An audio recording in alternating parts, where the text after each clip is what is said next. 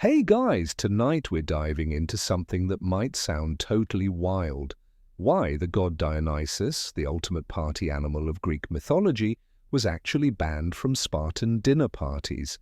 Picture yourself trudging through the ancient city-state of Sparta. Muscle-bound warriors everywhere, their faces hard as stone, ready to eat, train, and conquer, all under strict, almost military rules. You probably won't survive this if you accidentally spill wine or crack a joke during dinner, because Sparta took their meals way more seriously than your average pizza night. So before you get comfortable, take a moment to like the video and subscribe, but only if you genuinely enjoy what I do here. And hey, let me know where you're tuning in from and what time it is locally. Now, dim the lights, maybe turn on a fan for that soft background hum, and let's ease into tonight's journey together. You find yourself in an austere Spartan mess hall, a long, dim room filled with wooden benches and stone tables. The Spartan symposium is not a wild bacchanalia. No, it's a strict ritual designed to reinforce military discipline and social hierarchy. Meals aren't about indulgence or storytelling, they're about stoic unity and respect for the state. Everyone eats the same food, sits in order of rank, and conversations steer clear of frivolity. The main dishes, simple, often barley bread, some olives, cheese, and occasionally meat. And of course, wine is present but always heavily watered down, because, as a historian would tell you, Spartans believed overindulgence could weaken a soldier's resolve. But here's a quirky detail. While Spartans were famously harsh, their dinner rituals had specific no-no zones like laughter or loud chatter, especially from the younger warriors. Historians still argue whether this stoicism was entirely genuine or sometimes exaggerated to foster the fearsome Spartan image. Think of it as the original "don't mess with the vibe" rule. So in this environment of extreme control and minimal fuss, it's no surprise that someone like Dionysus, known for wild wine-fueled chaos and ecstatic frenzy, would not just stick out but actively threaten the Spartan dinner party's delicate order. Tonight, we'll slowly unravel this fascinating clash of culture, gods, and human nature, so hold on tight as we step into a world where the strictness of Spartan meals met the unpredictable spirit of the god of wine. You step into the swirling haze of Greek mythology where gods drink nectar, mortals get tangled in divine drama, and Dionysus reigns supreme as the god of wine, revelry, and, well, chaos. Imagine him as the ultimate party starter, crowned with ivy, clutching a thyrsus, a kind of leafy staff, and accompanied by a motley crew of wild satyrs and ecstatic followers. He embodies joy, madness, and the blur of boundaries between order and disorder. You can almost hear the distant drums and frenzied shouts of his Bacchic festivals echoing through the hills. Dionysus wasn't your everyday Olympian god who sat quietly on Mount Olympus, sipping ambrosia and debating cosmic philosophy. No, he was the spark that could ignite both celebration and destruction. His presence meant wine flowed freely, inhibitions dissolved, and rules were broken, in a very literal sense. The god's duality is fascinating. He brings the gift of wine, which loosens tongues and heals hearts, but he also brings madness and madness's darker twin, chaos. In some myths, he even punishes those who deny or disrespect him, turning them into frantic, wild creatures. Talk about a party crasher who takes "you're not invited" personally. Here's a historical fact to chew on. Dionysian festivals, known as Dionysia, were widespread throughout Greece, particularly in Athens, where they included grand theatrical performances and joyous processions. The rituals involved ecstatic dances, wine-drunk celebrations, and sometimes trance-like states. These festivals played an important cultural role, yet their very nature pushed against traditional norms of control and moderation. Now for a quirky tidbit. Some fringe scholars suggest Dionysus may have originally been a foreign god, possibly with roots in Thrace or Phrygia, whose cult arrived in Greece with a kind of cultural shock and awe. His wild rites were quite different from the typical orderly Greek religious ceremonies, which might explain why some city-states were wary of him. Historians still argue whether Dionysus's introduction truly disrupted established Greek religion, or if it was just a misunderstood fusion of traditions. As you settle deeper into the image of Dionysus, it's easy to see why a strict place, like Sparta, with its rigid social and military order, would regard him with suspicion. He represents the unpredictable, the ecstatic, the very essence of losing control, qualities an army doesn't want leaking into its mess halls. But as you'll soon see, the tension between Dionysus and Sparta isn't just a story of a god versus a city. It's a narrative about the struggle between freedom and discipline, passion and restraint. You're now watching the first uneasy dance between Dionysus and Sparta unfold, a moment when wild revelry barges uninvited into a city where order is king. Picture this. Sparta's rugged warriors clad in crimson cloaks, their faces hardened by relentless training and years of war, suddenly confronted with Dionysian rites, a carnival of wild music, ecstatic dancing, and wine flowing like a rebellious river. The clash isn't just social, it's a cultural earthquake. Spartans valued discipline above all, training their youth from early childhood in the agoge, a brutal regimen that forged fierce soldiers with iron wills. Their dinner parties, or symposia, were solemn affairs, meals where conversation was strategic, laughter rare, and self-control mandatory. So when Dionysus's influence flickered at the edges of Spartan life, it was like throwing a lit torch into a powder keg. Historical sources hint at early tensions. Some records suggest Spartan elders frowned upon the ecstatic Bacchic festivals, popular elsewhere in Greece. They saw these wild rites as dangerously disruptive, a threat to the social cohesion that kept their warrior society intact.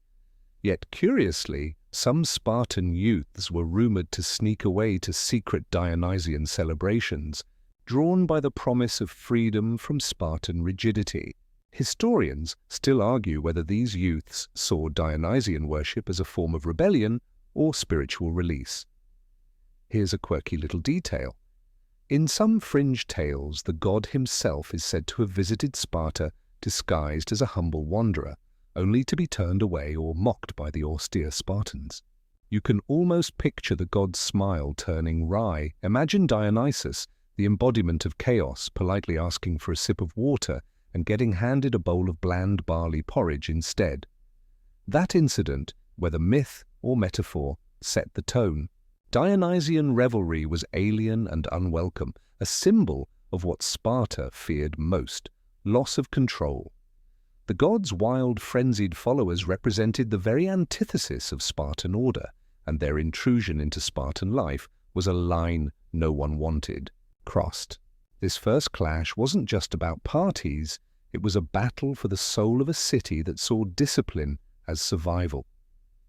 As you picture this uneasy encounter, remember how often in history forces of order and chaos meet not with swords but with eyes, watching, testing boundaries, sometimes folding back, sometimes exploding into conflict. The Dionysian spirit was the unpredictable visitor who knocked loudly, and Sparta wasn't about to answer the door. You drift now into the stark contrast between two ancient rituals, the Spartan symposium and the Bacchic rites of Dionysus. The Spartan dinner party is like a military briefing wrapped in a meal, calm, measured, and infused with a sense of duty. The Bacchic rites? Think of them as a wild rave where the rules are tossed out the window and ecstasy rules the night. At a Spartan symposium, You sit rigidly among your comrades, eating the same modest food, your words deliberate, and your manners strict. Conversations are strategic, designed to build camaraderie and focus minds on the ever-present threat of war. Wine is served, yes, but always diluted, a pragmatic beverage to ease the evening, not to loosen tongues into chaos. The atmosphere is one of self-control and sober reflection, where any hint of frivolity might invite suspicion or worse. Meanwhile, the Bacchic rites of Dionysus erupt with noise, colour, and movement. Imagine followers clad in fawn skins and ivy, crowns dancing wildly in the forest or on mountain slopes, their voices rising in ecstatic chants. Wine flows freely, undiluted, unrestrained, and with it, boundaries blur between mortal and divine, sane and insane, order and chaos.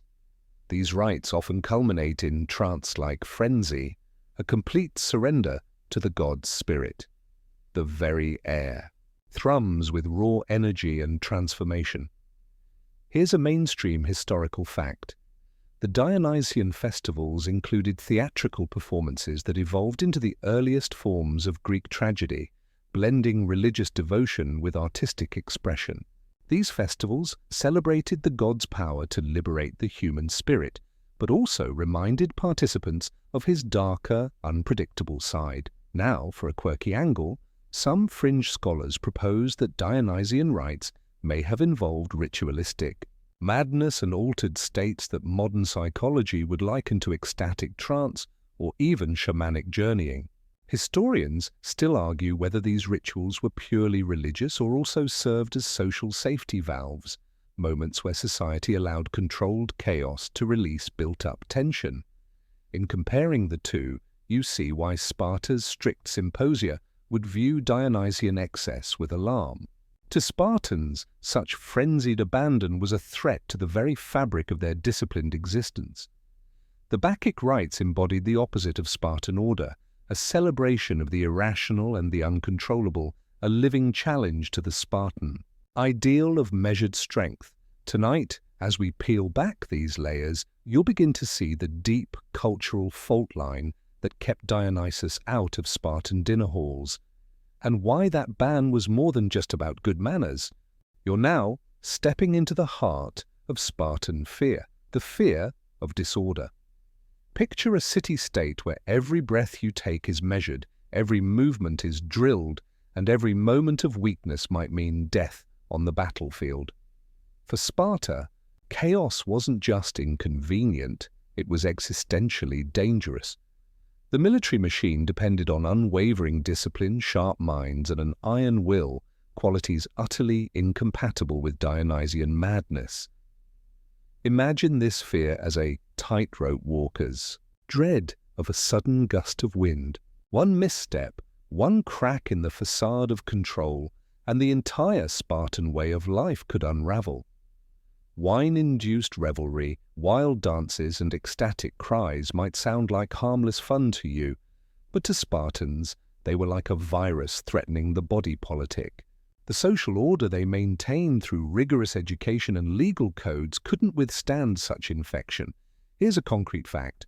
Spartan education, the agoge, was designed not only to build physical strength but to inculcate self-control and suppression of individual desires for the greater good of the state.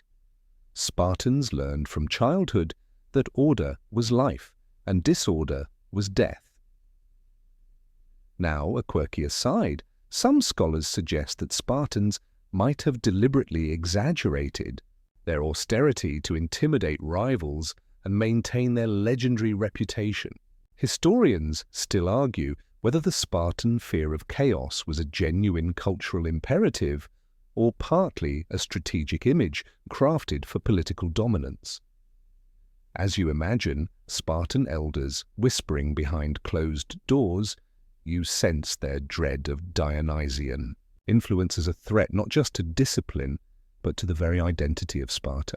To them, Dionysus wasn't just a god of wine, he was a symbol of the uncontrollable human spirit that could weaken their warriors and sow discord.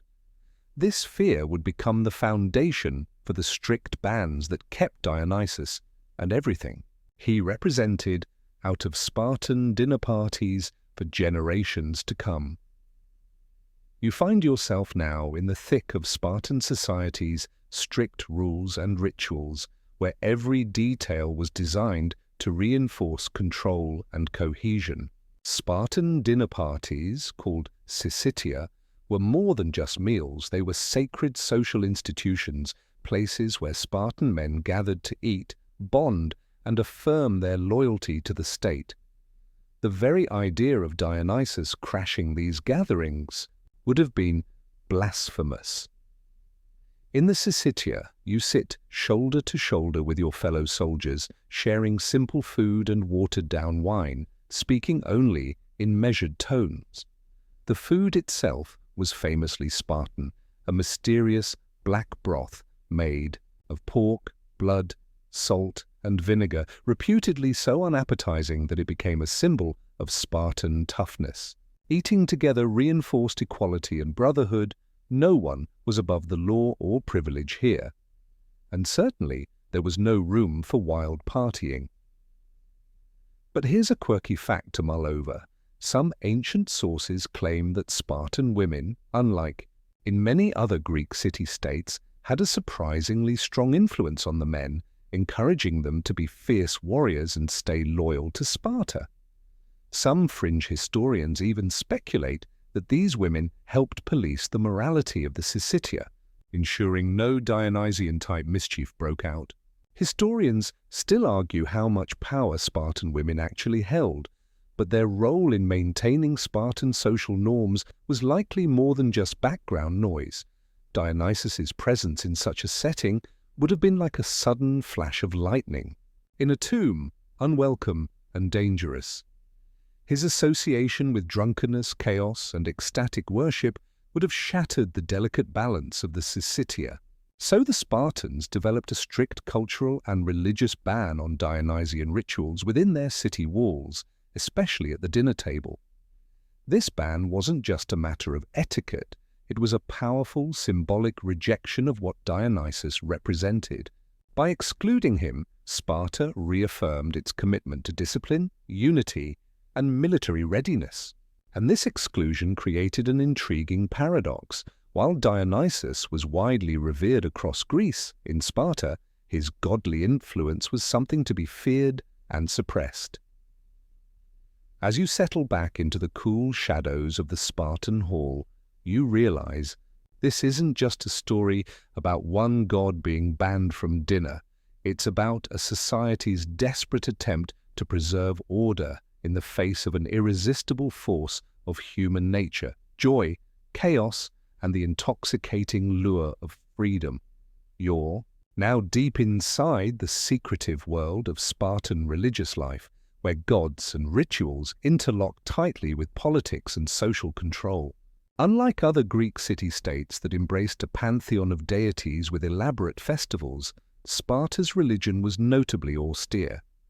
Their focus was mainly on a select few gods like Apollo, Artemis, and Athena, gods who symbolized order, discipline, and strategic warfare.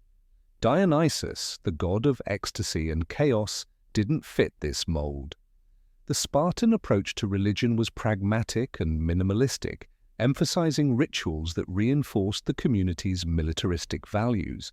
This selective devotion meant that Dionysian worship, with its loud, unpredictable festivals, was often sidelined or outright suppressed. The idea of wild Bacchic celebrations within Sparta's tightly controlled social environment was inconceivable. Here's a straightforward historical fact. Spartan religious ceremonies often took place in secretive, solemn settings, and their priests were highly regulated to avoid excess or disruption. The cult of Dionysus, by contrast, was public, ecstatic, and frequently involved ecstatic dancing and music that threatened Spartan tranquility. Now for a fringe twist, some scholars theorize that the Spartans feared Dionysian cults because they empowered marginalized groups, women, foreigners, and slaves, who participated actively in those rites. Historians still argue whether this fear of social upheaval partly motivated Sparta's rejection of Dionysian worship.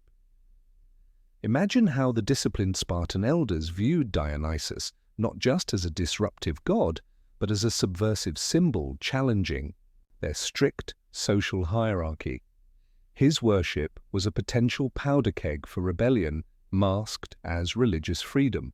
It makes sense then why Sparta would draw firm boundaries around where Dionysus could tread, and the dinner table was firmly off-limits. As you mull this over, consider how religion in Sparta wasn't merely faith, it was a tool for survival. Banning Dionysus from the heart of Spartan life was a strategic act of cultural self-preservation, a refusal to invite chaos into their ordered world. You now glimpse the simmering tension between Dionysian followers and the Spartan establishment that flared into overt conflict.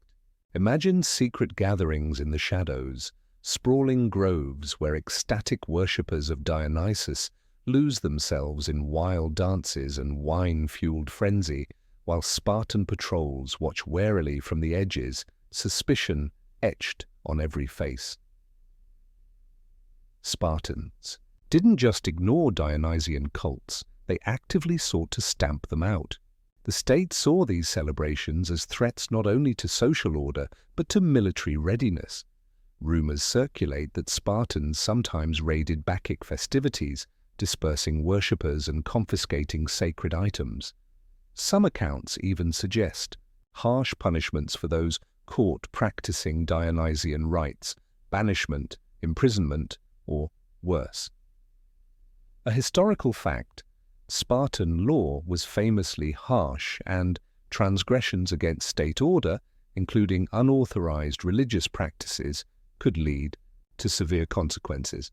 The tension between Dionysian ecstasy and Spartan discipline was less myth and more reality for many. On a quirky note, some fringe scholars suggest that Dionysian followers used clever disguises, like animal masks and theatrical costumes, to evade Spartan guards during secret rituals. These rituals might have had elements resembling early theatre, blurring the line between worship and performance. Historians still argue about the extent of these underground Dionysian movements within Sparta. Visualize the god's silent war, Dionysus, the god of wild freedom, versus Sparta, the city of iron control. It wasn't just about religion, it was a clash of worldviews. The gods themselves were proxies in a larger cultural battle. Spartans viewed the Bacchic followers as subversive elements threatening their city's very foundation.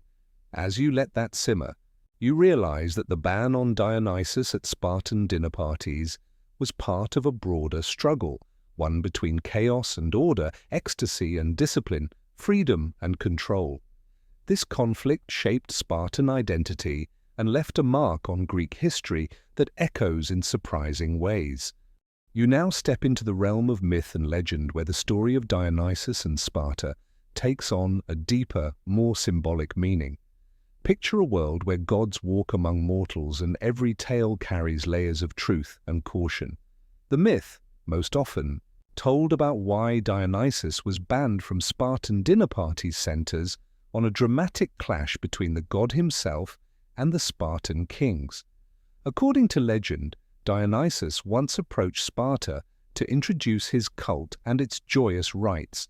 The Spartan king at the time, let's call him Leonidas, because who doesn't love a classic name, rejected Dionysus with cold disdain, refusing to allow his followers to celebrate within the city. The god, not one to be snubbed, responded by unleashing madness and chaos upon Sparta, driving its citizens into frenzy. Historians still argue whether this myth is purely symbolic or based on real religious conflict, but it captures the essence of Spartan resistance to Dionysian worship, a resistance not just political, but cosmic. A mainstream fact, myths like this often served as cautionary tales, warning communities about the dangers of hubris or the consequences of offending powerful gods. The Dionysus-Sparta story warns of the peril in rejecting the wild, unpredictable forces of nature and spirit. Now here's a quirky tidbit. Some versions of the myth include Dionysus turning Spartans into animals, or driving them mad with hallucinations, details that sound like ancient attempts to explain mental illness or social unrest. Some fringe scholars even suggest these stories encode real historical episodes of mass hysteria. As you ponder this, remember that myths were the ancient world's way of wrestling with complex realities. The Spartan ban on Dionysus wasn't just a policy, it was woven into stories that shaped how Spartans understood themselves and their place in the universe. This mythic layer adds rich texture to our understanding, making the story of Dionysus's exclusion from Spartan dinner parties as much about identity and fear as it is about wine and wildness. You're now traveling through the less explored alleys of Spartan society, where religion and politics intertwine in a subtle, sometimes sinister dance. Imagine Spartan elders, their faces lined with age and wisdom, gathering in dimly lit council chambers. Their discussions aren't just about laws or wars, but about the spiritual health of their city-state. One particularly sensitive issue is the role of foreign gods like Dionysus. His cult, widespread and popular in much of Greece, brought with it not just revelry, but new ideas that could undermine Spartan traditional values. To these elders, allowing Dionysian worship was akin to opening the floodgates to cultural dilution and moral decay. A historical fact, the Spartan Gerousia, a council of elders, wielded immense power over laws and social policies. They had the authority to ban practices deemed harmful to Spartan order, including certain religious rites. Their decisions shaped Spartan culture for centuries. Here's a quirky detail. Some ancient sources hint that the Gerousia conducted secret investigations into unauthorized cults, including Dionysian followers, and kept detailed records, almost like an early intelligence agency. Historians still argue about the exact extent of these investigations and their impact on social control. As you picture this, the tension between preserving tradition and adapting to new influences becomes clear. Dionysus wasn't just a god. To Spartans, he was a symbol of change they feared and resisted. The elders' bans on Dionysus at social events were part of a broader effort to guard Sparta's identity against the unpredictable tides of culture and religion sweeping through Greece. And so, every time you imagine a Spartan dinner party, think of it as more than a meal. It was a battleground for ideas, a stage where order confronted chaos, and the elders' wary eyes watched for any sign of Dionysian trouble. This silent struggle shaped Sparta's legacy as a fortress of discipline amidst a sea of Greek festivity. You're now drawn into the daily lives of ordinary Spartans, away from the grand councils and mythic clashes, to understand how Dionysus's ban seeped into everyday experience. Imagine walking through a Spartan neighborhood where conversations about the gods are low and cautious, especially when mentioning Dionysus. In Sparta, the ban wasn't just an official decree, it was social conditioning. Young Spartans were taught early that Dionysus's wild celebrations were dangerous distractions from their duties. Their education in the agoge drilled in them not only martial skills, but also the importance of self-restraint, skepticism toward excess, and suspicion of anything Dionysian. A historical fact: Spartan youth were raised in a culture that prized moderation and discipline. Excessive drinking or indulgence was frowned upon, not just because of health, but as a moral failing threatening the community's strength. Now, A quirky anecdote. Some sources say Spartans used to mock Dionysian festivals by holding their own anti-Bakshik parodies, turning the god's wildness into disciplined, ironic performances. Historians still debate whether these events were widespread or simply isolated acts of defiance. Imagine the awkwardness at social gatherings where mentioning Dionysus might earn a cold stare or a quick change of topic. Even the wines were watered down, the music subdued. It's as if the very spirit of Dionysus was bottled up, denied release. Yet human nature being human nature, some Spartans surely longed for the joy and abandon Dionysus represented, even if only in secret. This hidden tension between public duty and private desire adds a rich, human layer to the story of Dionysus's ban, a reminder that culture is never just about laws, but about hearts and contradictions. You now wander into the realm of Spartan art and literature, where the ban on Dionysus left subtle yet telling traces. Spartan art was famously restrained. No wild frescoes of drunken revelries or ecstatic dances here. Instead, you find austere pottery, geometric patterns, and images of warriors and disciplined citizens. The absence of Dionysian themes is glaring, especially compared to other Greek city-states bursting with such imagery. A historical fact: unlike Athens, where vase paintings and theatre frequently depicted Dionysian myths and festivities, Sparta's artistic record shows minimal direct references to Dionysus. This absence speaks volumes about the city's cultural priorities and religious taboos. Here's a quirky tidbit. Some rare Spartan artifacts hint at a shadowy, underground presence of Dionysian symbolism, secret graffiti or hidden masks, possibly left by rebellious youth or outsider groups. Historians still debate whether these traces reflect genuine secret worship or mere artistic experiments. In literature, Spartan poets and playwrights avoided celebrating Dionysus openly.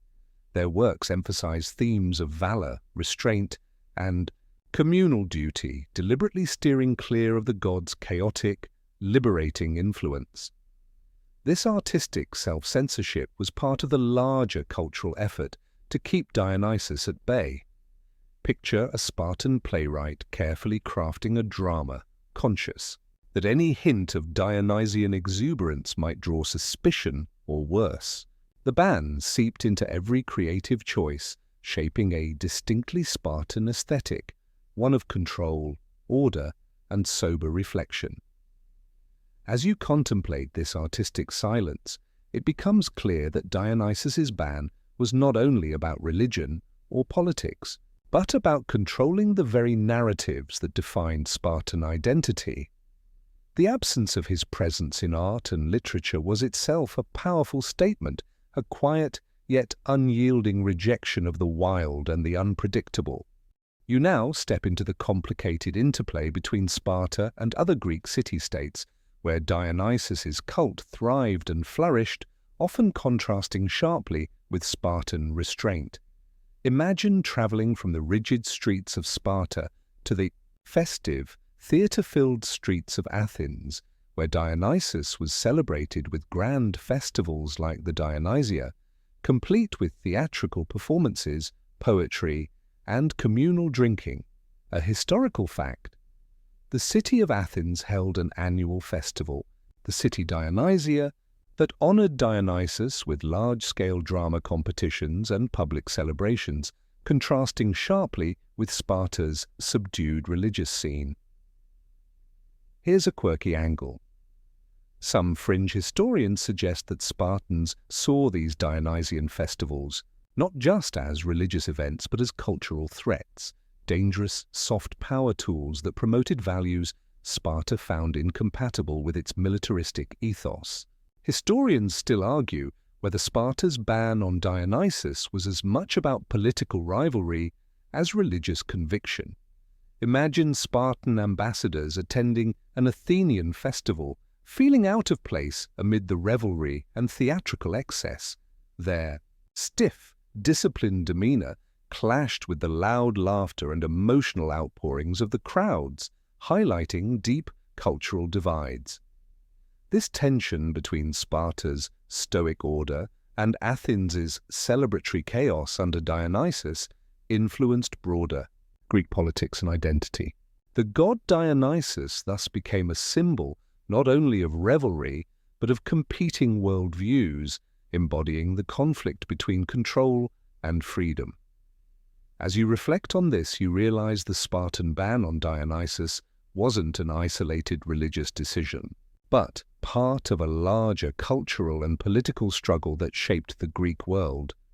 Their refusal to welcome Dionysus at dinner parties was a small but telling piece of this grander story. You now find yourself amid the echoes of philosophical debates swirling around Dionysus's ban and what it reveals about Spartan society. Picture scholars across centuries arguing passionately over the deeper meanings behind this ban, not just as a religious or political act, but as a window into Spartan values and fears. A historical fact: ancient philosophers like Plato and Aristotle commented on the balance between order and chaos in society, often citing Sparta as a prime example of extreme discipline. They sometimes referenced Dionysus's cult as embodying forces that could disrupt societal harmony. A quirky scholarly debate revolves around whether Dionysus represents the unconscious, irrational side of humanity that Sparta desperately tried to suppress. Some modern psychologists and historians argue that the Spartan ban reflects an ancient struggle to control the wild aspects of human nature. Historians still argue whether this interpretation stretches beyond the evidence or sheds genuine light on Spartan culture.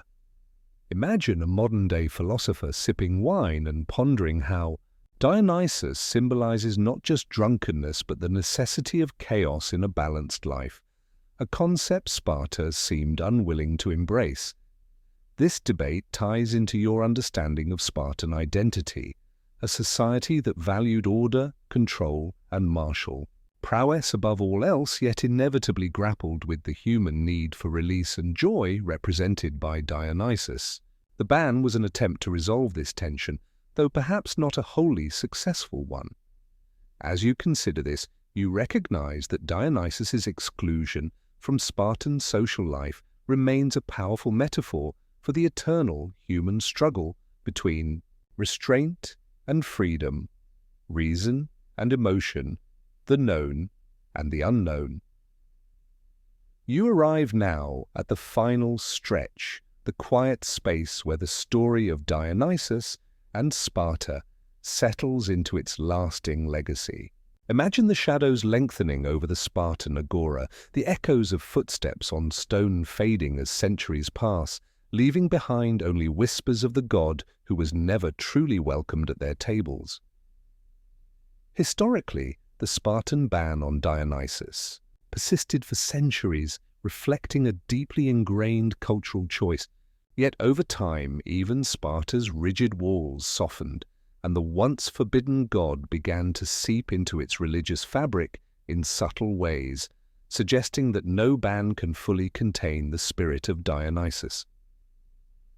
Here's a quirky note to close. Some late sources hint that during times of crisis, Spartans may have secretly invoked Dionysus for help, acknowledging the god's power despite their public rejection. Historians still argue about how widespread and sincere these hidden practices were. As you look back over the story, you see that the ban on Dionysus at Spartan dinner parties was never just about wine or wildness. It was about a community's struggle to define itself, to hold on to order in the face of chaos, to resist a god who embodied the very forces they feared. Now imagine sitting quietly as this story fades into the gentle hum of the night. You've traveled through myth, history, culture, and philosophy, tracing a thread woven through time, showing how even gods can be excluded when their power threatens to unravel a way of life. The tale of Dionysus's ban from Spartan dinner parties is a reminder that every society draws lines, sometimes clear, sometimes blurred, between what it embraces and what it fears, and sometimes those lines tell us more about ourselves than about the gods we worship or reject.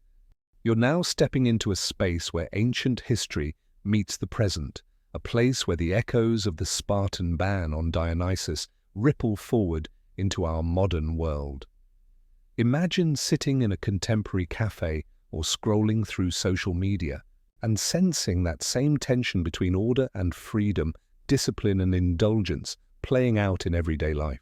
The Spartan story isn't just ancient dust, it's alive in our cultural debates, our politics, even our personal struggles. A historical fact: many modern societies, like Sparta, wrestle with balancing control and chaos, laws, norms, and social. Rules exist to maintain order, but too much rigidity often stifles creativity and joy.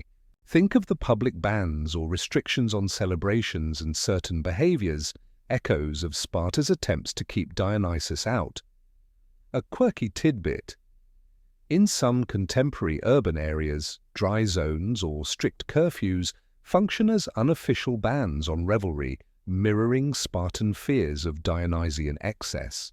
Historians and sociologists still argue whether such restrictions protect communities or suppress essential human freedoms. Imagine a city council debating whether to allow a late-night festival, voices for order clashing with cries for celebration. It's a modern Dionysian dilemma, a replay of the ancient struggle. This modern reflection shows that the Spartan ban was not merely about a god or a culture, it represents an ongoing human challenge. How much freedom do we allow? How much chaos can we embrace without losing our footing? The balance is never easy, and every society writes its own rules, sometimes echoing ancient Sparta's hard line, sometimes embracing Dionysus's wild spirit. As you ponder this, you might catch yourself wondering, where do you draw your own line between restraint and freedom? And how much Dionysus dances in your life, even when the party's over? You now dive into the world of modern storytelling, where Dionysus, once banished from Spartan dinners, enjoys a far more dramatic and colourful life. Picture pages of novels, frames of movies, and canvases of art, all painting the god not as a forbidden figure, but as a symbol of wild abandon, transformation, and the chaotic pulse beneath the surface of civilization. A historical fact: Dionysus's myths have inspired countless works throughout history, from Euripides' plays to Shakespearean motifs and modern cinema, reflecting his enduring appeal beyond Spartan walls. Here's a quirky twist. Some contemporary authors have reimagined Dionysus as an anti-hero or even a rock star figure, embodying rebellion and freedom, often standing in direct contrast to Sparta's rigid ideals. Historians and literary critics still argue how these portrayals reshape or distort the original myths. Imagine watching a film where Dionysus crashes a Spartan-like gathering, turning the Stoic banquet into a frenzy of music and dance, an intoxicating visual metaphor for the clash between order and chaos. This modern cultural revival serves as a reminder that despite Sparta's ancient ban, Dionysus remains alive in human imagination, a perennial symbol of what societies might try to suppress but can never fully extinguish. As you drift through these stories, it becomes clear that Dionysus's legacy, from banned god to pop culture icon, reflects our ongoing fascination with the wildness inside us all and the rules we build to contain it. You sink a little deeper now, not into history or pop culture, but into your own inner world. The story of Dionysus and Sparta isn't just about gods and warriors, it's also A mirror of your psyche, the tug-of-war between your inner rule-maker and your rebellious spirit. One keeps you safe, the other keeps you alive. Think of Dionysus not as a literal god, but as a symbol. He is impulse, emotion, liberation, the need to break out, scream, dance, cry. Then there's Sparta, your internal disciplinarian, measured, restrained, focused, determined to keep chaos at bay. You live with both. A historical fact. In ancient Greek mystery religions, Dionysus wasn't just a party god. He represented a form of divine madness, yes, but also rebirth, release, and psychological transformation. Initiates believed that embracing his spirit could lead to inner healing. Now, for something a bit quirky, some psychologists link Dionysus to Jung's concept of the shadow self, the hidden, often suppressed aspects of your personality. And guess what? Historians still argue whether Spartan rigidity contributed to their psychological resilience or to an emotional numbness that eventually made them brittle. You might have felt this tension yourself when you've bitten back tears at a funeral, stifled laughter in a serious meeting, or said, "I'm fine," when you absolutely weren't. That's your inner Sparta at work, suppressing your inner Dionysus. But here's the truth. Both are necessary. Without structure, life unravels. Without chaos, it never changes. The lesson from that ancient dinner party ban is simple but profound. You need both sides, and maybe, just maybe, you don't have to pick one over the other. You only have to listen. Now the road widens and you look beyond Sparta, beyond Greece, into the myths and rituals of other ancient cultures. As it turns out, Sparta wasn't the only society to wrestle with unruly gods or celebratory spirits who made the establishment nervous. It's practically a human tradition, welcoming the wild, then locking the door behind it. A historical fact. In ancient Rome, Bacchus, the Roman version of Dionysus, was so popular that the Senate passed the Senatus Consultum de Bacchanalibus in 186 BCE, severely limiting his cult. Why? Because the Bacchic rites were viewed as subversive, secretive, and dangerously ecstatic. Sound familiar? Here's a quirky tidbit. In some ancient Indian myths, the god Shiva, especially in his Nataraja form, the cosmic dancer, embodied both creation and destruction, intoxicated clarity and ecstatic trance. And yes, scholars still argue whether these ecstatic traditions were underground rebellions or deeply accepted spiritual paths within their cultures. From the Norse berserkers, wild warriors said to fight in trance-like fury, to Mesoamerican rituals involving mind-altering substances and masked dancing, the pattern repeats. Societies embrace ecstatic power, then scramble to contain it. So what makes Dionysus special? Maybe nothing and everything.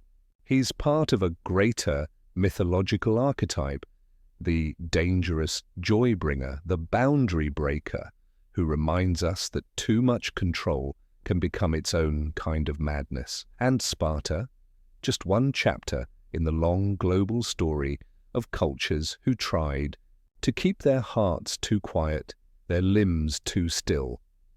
But Dionysus keeps showing up in new clothes, new faces, always asking the same question.